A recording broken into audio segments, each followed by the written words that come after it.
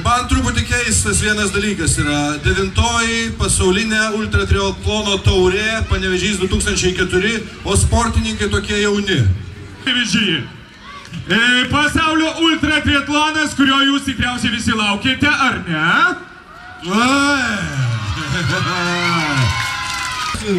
Vidmantas Urbonas, kuris Panevėžį padarė pasaulio čempionų miestų. Aplodismentai jam!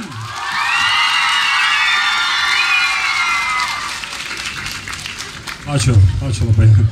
Aš manau, kad nei Vidmantas, nei Kristina, nei Birutė, nei bet koks kitas čempionas tikrai nebūtų pasiekęs kažko be panevėžiečių, be jūsų. Sportininkai, įspūdingi skaičiai, na ir šiandien dar pamatysime keletą valstybių. Ir pirmasis sportininkas iš šios šalies yra Giacomo Maritati. Soraya Oliver. Vienintelė viešinė. Soraya Oliver.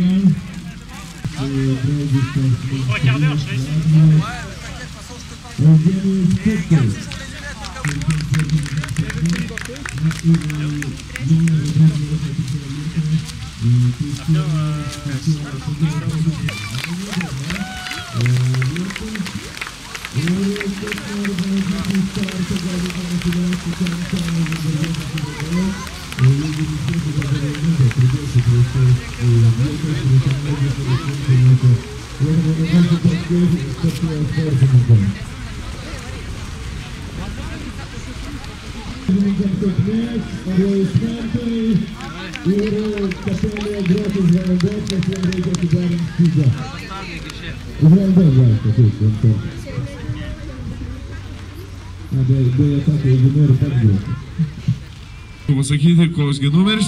Na, o dabar aš noriu žodį perduoti Vidmantui Urbonui, kuris iš tikrųjų tikriausiai turėtų žinoti daugiau šiek tiek apie šį sportą negu aš. Na, trupučiuką tik tai už tave daugiau žinau. Aš manau, kad gal labiau aš teatro scenoje esu daugiau žinau. Vidmantą Urboną, dėl to čia ir vyksta šios varžybos, jūsų aplodismentai. Negailėkim, kažkaip pradėkim gyventi iš naujo.